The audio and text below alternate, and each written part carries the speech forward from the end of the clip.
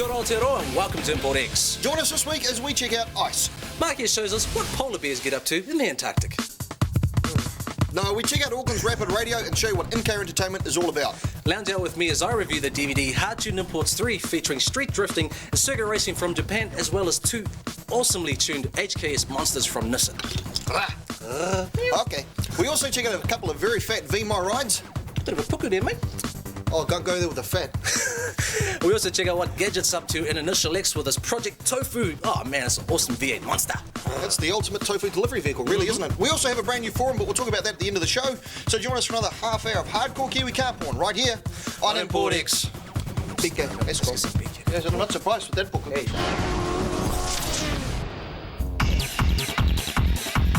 This is the DVD review part of the show, and this week we dive into Hard-Tuned Imports 3.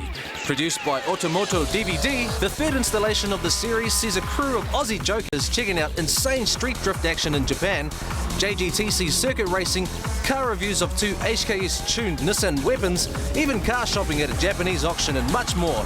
Judging by how it was shot and edited, it's fair to say that it's aimed at viewers who aren't too fussed about bumpy cameras, and for those who don't care too much for the technical aspect of tuning cars. The Osaka street drifting, though highly illegal in Japan and New Zealand, is really exciting to watch. Please do not do this on our roads in Aotearoa. The driver of the Signal 180SX is obviously king of these streets, with drift linking without fault.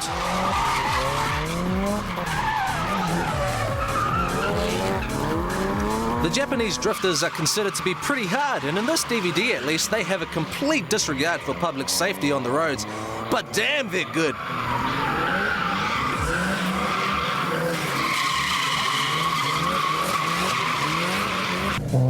And when the police turned up, they just gapped it.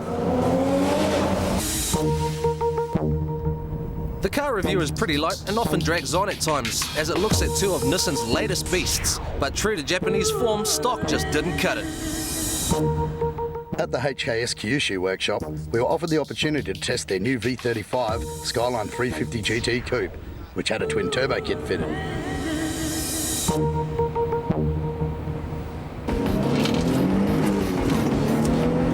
Goes good.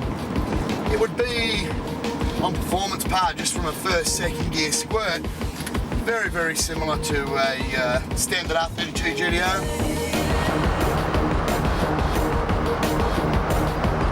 The turbo kit is neatly integrated, though they haven't tried to hide anything from the observant viewer.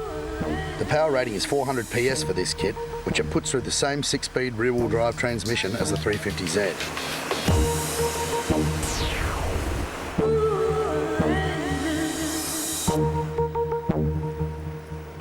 Ooh, pretty. We actually prefer the look of the car to the Z, but the HKS Kyushu version has something else going for it too. This car looks more normal on the outside, but uses a highly tuned single turbo system, producing well over 450 PS. Inside there are a couple of gauges and a HKS boost controller, which we were not allowed to touch.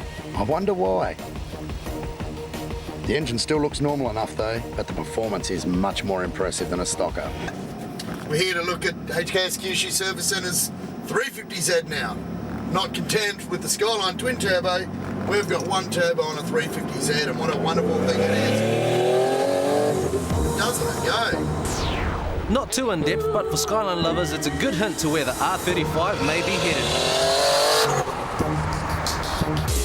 Off to Fuji Speedway, and like all good DVDs, you can't go past big horsepower circuit racing.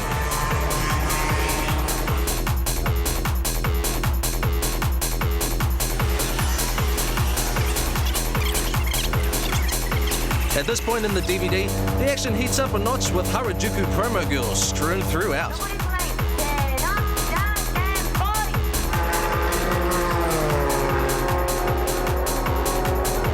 Hey you! I'm hungry! Can you get me a pie?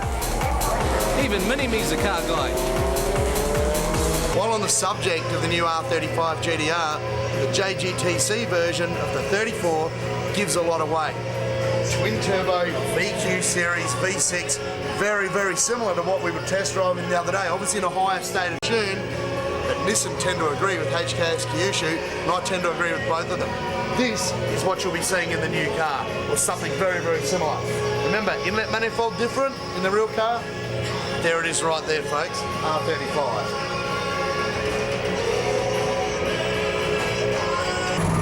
Check out this rubbish Aussie translator.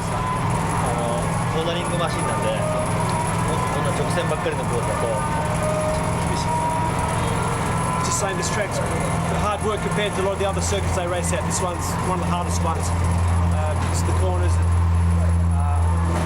I asked him what his car was like. He said it's not bad, but they always say that. In car now with a track spec S15 Sylvia. Notice the esky? Full of VB actually, cans, just in case they win.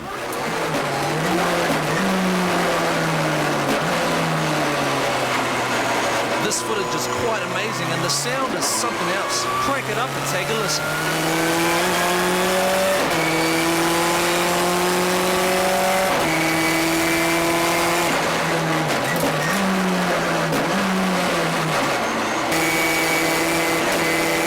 V8 Commodores are catching on as an alternative to turbocharged import drift cars.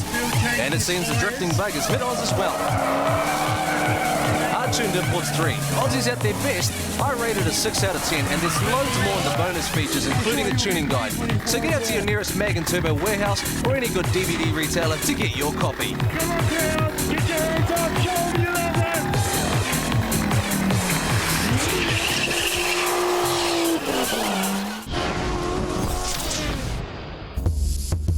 Yeah, g'day, my name's Clint.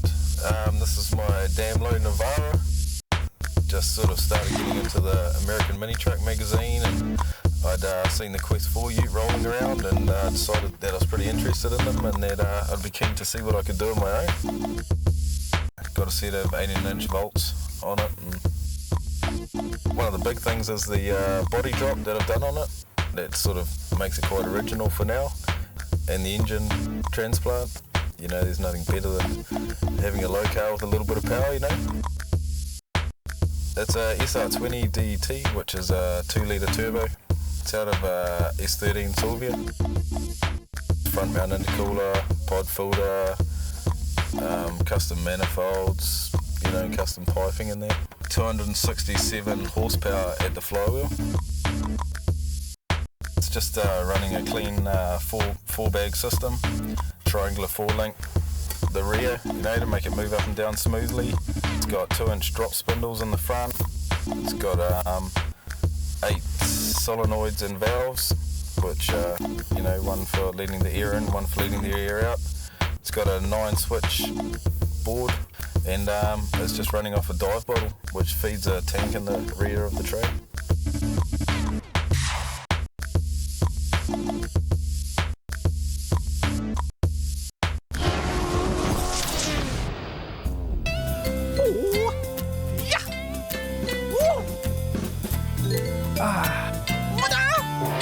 Gadget Project Initial X. With the power plant and gearbox selected, it's over to boosted performance to mount it to the Initial X Trueno. The original mounts are here, and the V8 mounts are right there, so I mean it's pretty good. The original mounts are here, so that we can drop the engine down. Because at the moment, that motor, it's sticking out the engine bay a bit, so the bonnet ain't going to shut. Where the engine is, it's like so damn close. Yeah, it's close on the other side too. Because the head's touching the back of the firewall head. It's quite stumpy, short. eh? It's quite short and stumpy. You cut right up to the underneath there. Cut that right out. If we can cut this out to the same distance from the back of the engine to there, all the way to over here, then we can fit the master cylinder and we can fit everything in there. Pretty much just to where that line is. Yeah. So it's out with the V8 to begin fabrication. So this surface here goes right through to here, maybe right up underneath here, chop that whole piece out. With safety mask on and cutting tools in hand, the firewall gets the cut.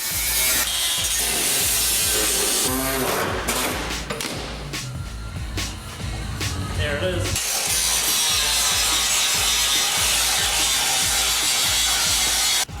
Down a bit.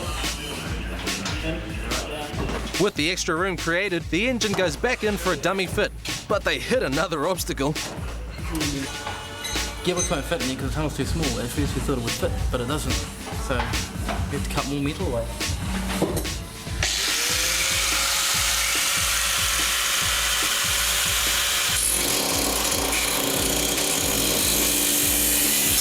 So, with safety mask on again and cutting wheels aplenty, Gadget easily overcomes this minor issue. And make sure to tell everyone about his legendary work. It's now time to fabricate the new firewall with some new steel. With the steel sheet sized up, it doesn't take long before it all starts taking shape.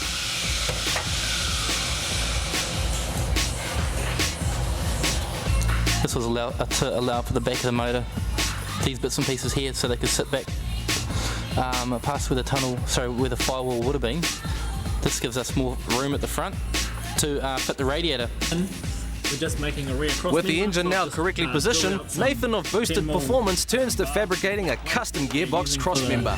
The mounts, and we're just going to run a plate down here and bolt it up to the original Hilux mount and then weld it on there, so it's going to be a one-piece cross member. It's going to fit really nice.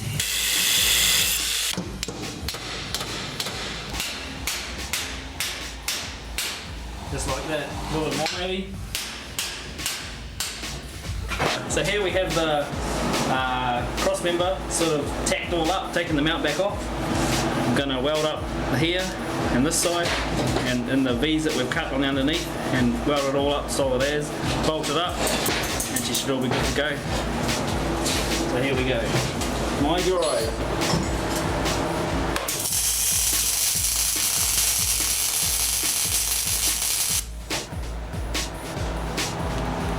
Hot work, Nathan. The cross member welded up. A bit of grinding takes any weld beads off and is finished with a bit of enamel paint. Okay, the engine's coming out now for the last time. We've seam welded all the joins, like all through here. We've run welds just to add extra strength to the car. Same with down here.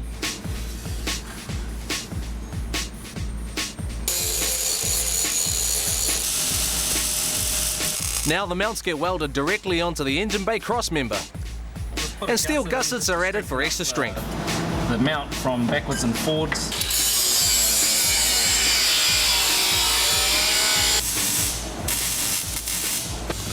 I finally finished all the grinding.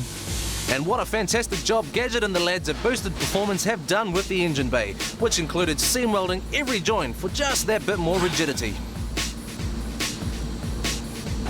Pretty strong. The steel we've used to make the tunnels, it's 1 millimetre thick. Yep. It's quite a lot thicker than the original steel, so it's probably added quite a bit of strength in the car. Even though we've cut out a lot of strength, we still added it all back in there and some.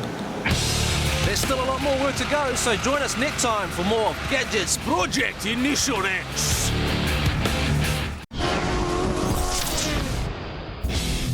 Hi, my name's Adam. This is my JDM 95 DC2 Integra. I've had it for 4 years, bought it at the beginning of 2001.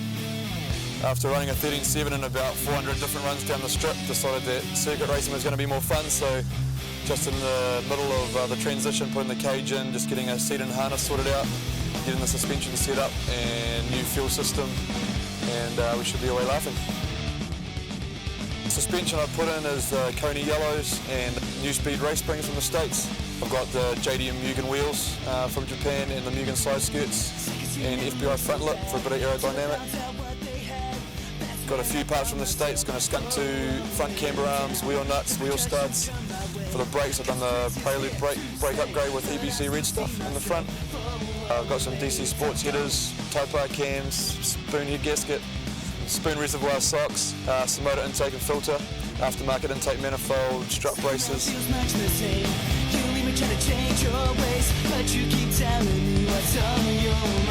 The water temp gauge in there to keep track of stuff. Gizmo chip and custom tune. Got about 130 kilowatts at the wheels, about 180 horse. We just got to spend some more time setting up the car and should see it going a bit quicker around Pookie and Taupo. First time Pookie was 116, that was about 2 years ago when the car was set up for drag racing, so the suspension was all off, camber was all off, didn't have the cage, still had my speed cut, the whole works.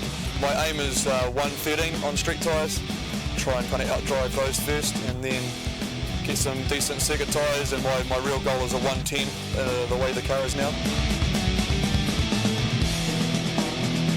I've ripped every single thing out that you can, all the plastic trims, the dashboard, the roof lining, the speedo cluster's cable tied in, and that's literally all that's in there apart from a seat and a steering wheel. Took out the air conditioning, took out the power steering, literally took out everything. The tip scales reckoned it was about 950 kilograms, that's dry weight. I've taken a few things out since then, but I have put the roll cage in, so it's probably on par. But yeah, I mean, we all know that Hondas don't produce massive amounts of power, so it's about getting the weight down to make them competitive.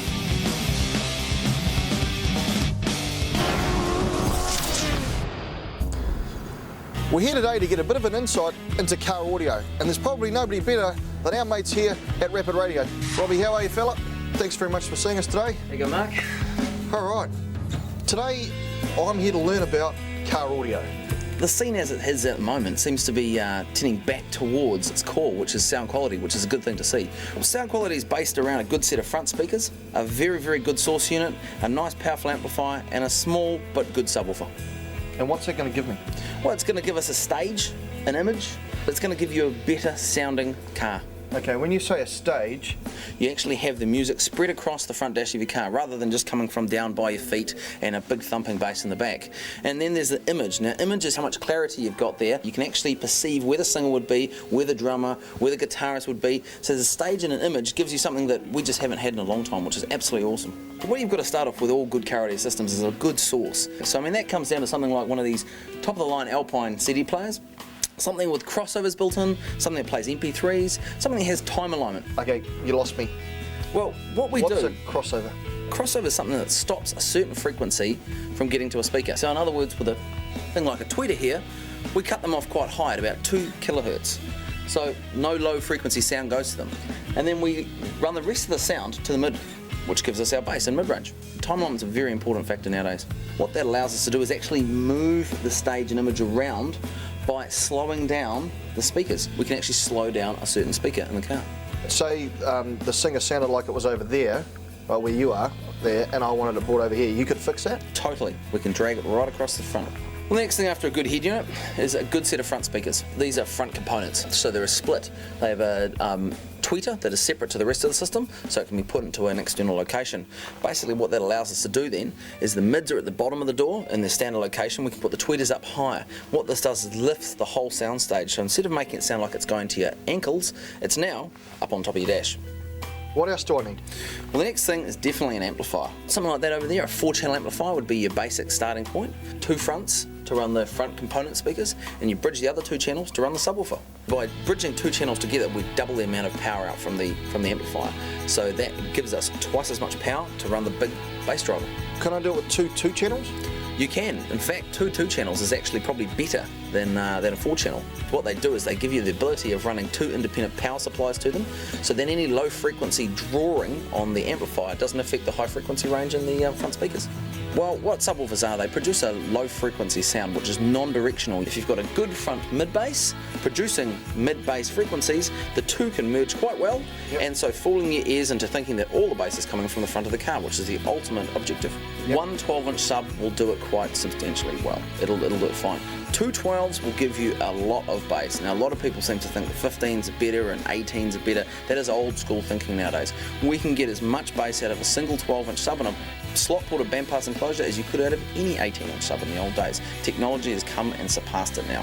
Let's have a look in the boot of this car, right? It's not quite finished yet. We're still building some of the panels for it, but as you can see, there's a Soundstream Tarantula amplifier in there, TR500/4, super powerful 4-channel amplifier, 500 ohms by 4 out of an amp. Huge power. A setup like this without the screen. An installation, just the install, well, the customization stuff that we've done in the front doors and in the back here would be about $2,000 to $2,500. We're going to have a look at how mental you can go. Yes, let's go and have a look at Azar's car. We've got a Soundstream Tarantula amplifier driving the subs again, and 2 Soundstream amplifiers driving the front speakers. There's a chunker thing in the middle, which is something I didn't learn about before. That's basically a capacitor. What the capacitor does is stores and releases energy very quickly to supply the amplifiers which are driving your subs and front speakers. So you can get back to the future with your flux capacitor? Correct, that is a flux capacitor of car audio. These subwoofers are mounted upside down. Did somebody just put them in the wrong way? We stuffed up. I'll admit to it now, we stuffed up. The new subwoofers now, with the new subwoofer design and so forth, with these giant cast baskets, they have to be displayed. They're too pretty not to. He's got two. We want as much impact up the front as possible. So to trick your ear into thinking that the bass you're listening to is actually coming from the front. So it absolutely draws all the sound to the front of the vehicle. What's this stuff called? Suede. Oh, I was going to say ostrich. What would an install like this one cost? Between $35,000 and $50,000. So there you go, guys. That's a bit of an insight into car audio. If you've got a question, you've got to worry, these guys can probably help you out. Robbie, thanks very much for showing us around, give us an idea of what's hot, what's not, and no doubt, mate, we'll see you at Nats. See you then. Hey people, thanks for joining us. We hope you enjoyed the show. Don't forget, your opinion counts. Check out the website www.importx.co.nz and have a look at our forum. And don't forget to make it click, people, because it's all about road safety. Keep the racing off the street and on your nearest track. There you go. So join us next week for more hardcore Kiwi car porn right here on Import X. I'm hungry. It's your shout for BK. That's your shout. Yeah, whatever, mate. Are you?